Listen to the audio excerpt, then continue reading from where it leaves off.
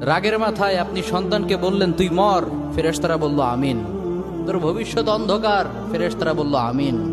রেগে মেগে আপনি আপনার মেয়েকে বললেন জীবনেও তোর কপালে স্বামীর ভাত জুটবে না, ফেরেশতারা আবারও বলল আমিন। আচ্ছা, আপনি না সেই ব্যক্তি যে তার নিজের জীবনের চাইতেও সন্তানকে বেশি ভালোবাসেন? আপনি না সেই ব্যক্তি যে তার সন্তানের জন্য হাসতে হাসতে নিজের জীবনটাও দিয়ে দিতে পারেন?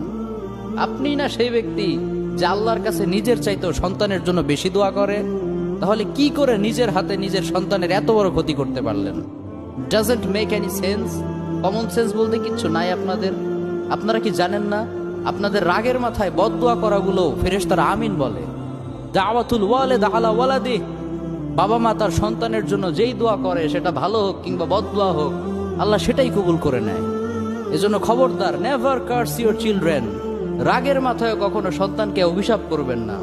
খুব বেশি রাগ উঠে গেলে তার জন্য উল্টা ভালো দোয়া করেন। কাবা শরীফের একজন ইমাম আছে, ইমাম আল কালবানি।